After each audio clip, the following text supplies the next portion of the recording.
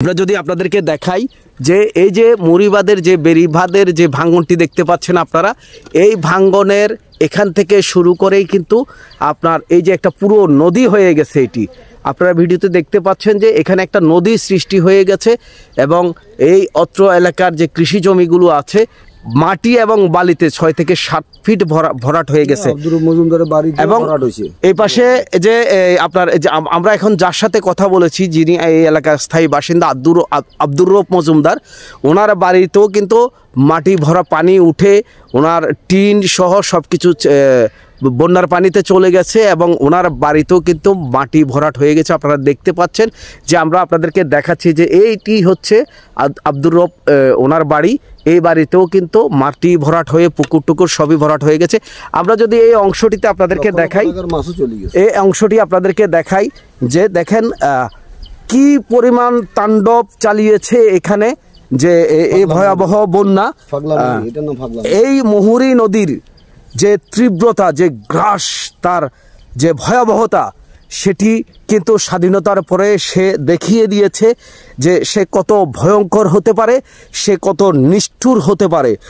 পাশবিকতার সাথে, নিষ্ঠুরতার সাথে সে কিন্তু হাজার হাজার মানুষের যে কৃষি জমি সেটি কিন্তু সে মানে একদম ধ্বংস করে ফেলেছে। গাছপালা, ঘরবাড়ি আপনারা দেখতে পাচ্ছেন যে আমি ভিডিওতে দেখাচ্ছি যে এই অংশগুলো রয়েছে, এগুলো কিন্তু দেখেন এই যে আপনারা দেখতে পাচ্ছেন যে কিভাবে গাছপালা, আমরা আপনাদেরকে দেখাচ্ছি একটু,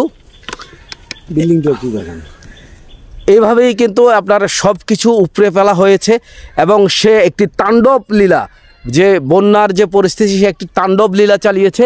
এখানে একটি নদীর জন্ম হয়ে গেছে। আমরা যেটি দেখতে পাচ্ছি যে এটি কৃষি জমি ছিল। এই যে ভাঙ্গন দেখতে পাচ্ছেন আপনারা, মুহুরী নদীর যে বেড়িবাঁধ, আমি যদি একটু জুম করে আপনাদেরকে দেখাই যে এটি সেই মুহুরী নদী। সেই মুহুরী নদী থেকে এই যে বেড়িবাঁধ ভেঙে কিন্তু এখানে আরেকটি নদী কিন্তু সৃষ্টি হয়ে গেছে কৃষি জমির উপর দিয়ে। আর সেই কৃষি জমি যেই অবস্থা হয়েছে সেটা কি বলবো আপনাদেরকে। দর্শক, এই ভয়াবহতা স্বাধীনতার পরে কখনো এই পরশুরাম উপজেলা বলেন বা ফেনী জেলা বলেন, এই অত্র অঞ্চলে কিন্তু এটি এই প্রথম। হতভঙ্গ এই এলাকার মানুষ, আতঙ্কে জীবন 88, 98, 96, 92, 97 সব বন্যাকে হার মানিয়েছে। এটি আপনারা দেখতে পাচ্ছেন কি নির্মমতা, কি পাশবিকতা চালিয়েছে, কি তাণ্ডব চালিয়েছে এই মুহুরী নদীর ভয়াবহতা। গাছের যে দেখেন এই জায়গাটিতে আসলে এখানে কেউ এখনো আসতে পারেনি। দেখছেন নদী হয়ে গেছে, পুরো একটি নদী কিন্তু এখানে সৃষ্টি হয়ে গেছে। আমি যদি এই পাশ থেকে আবার একটু আপনাদেরকে দেখাই যে এই যে ভাঙ্গনের যে অংশটি রয়েছে, এখান থেকেই কিন্তু আপনার এই যে দেখছেন পুরো আরেকটি নদী কিন্তু এখান দিয়ে বয়ে গেছে। দেখেন কি ভয়াবহ নির্মমতা, মানে যে গাছগুলো মানুষের পক্ষে কাটা অসম্ভব ছিল, সেই গাছগুলো কিন্তু আজকে অসহায়ের মতো কিন্তু এখানে পড়ে আছে। তারা বিদ্যুৎ লাইন, আমরা দেখেন এই যে বিদ্যুতের যদি লাইনটা দেখাই, বিদ্যুতের খুঁটি পরে, এটা কিন্তু বিদ্যুতের লাইন। এই যে বিদ্যুতের লাইন, সেটা মাটির নিচে চাপা পড়ে গেছে, বালির নিচে চাপা পড়ে গেছে। এই এলাকায় যে বিদ্যুৎ সংযোগের যে ব্যবস্থা ছিল সেটিও কিন্তু এই যে মাটির নিচে কিন্তু চাপা পড়ে আছে।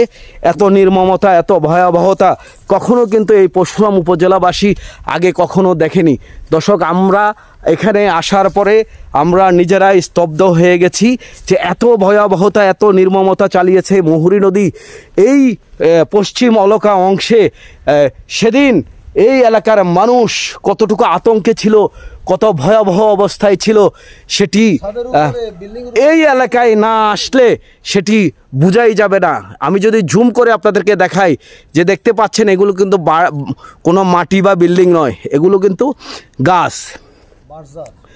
এই যে বাঁশঝাড় গাছ সব কিছু কিন্তু আপনার ভয়াবহভাবে কিন্তু এই মুহুরী নদীর বন্যার পানি কিন্তু সব বিলীন করে দিয়েছে। এখানে দেখেন এটা একটা নদী হয়ে গেছে। এটি কিন্তু একটা কৃষি জমি ছিল, সেই কৃষি জমিটা কিন্তু এখন একটা নদীতে পরিণত হয়েছে। আমি যদি এই পাশ থেকে নদীটা আপনাদেরকে দেখাই, দেখেন আপনারা যেটি দেখতে পাচ্ছেন, এই দেখেন আমি এই পাশ থেকে আবার আরেকটু আপনাদেরকে দেখাই, সেই কোথায় মুহুরী নদীর ভাঙন। এই যে মুহুরী নদীর ভাঙন, এখান থেকেই কিন্তু আবার সে একটা পুরো নদীতে রূপ নিয়েছে এখান দিয়ে। তো দর্শক, আরও আপডেট থাকবে আপনাদের জন্য প্রতিনিয়ত। ভিডিওটি অবশ্যই শেয়ার করবেন, কারণ এই এলাকার প্রান্তিক পর্যায়ে যারা কৃষক রয়েছেন তাদের যে দুঃসহ জীবন আবার শুরু হতে যাচ্ছে, সেই জীবনের যদি একটু শান্তি ফিরিয়ে আনতে হয় তাহলে সরকারকে উদ্যোগ নিতে হবে যত দ্রুত সম্ভব। এই যে মুহুরী নদীর ভাঙ্গনগুলো যদি, বেড়িবাঁধগুলো যদি বাধা না হয়, আবারও কিন্তু কষ্টে পড়তে হবে এই এলাকার বাসিন্দাদের।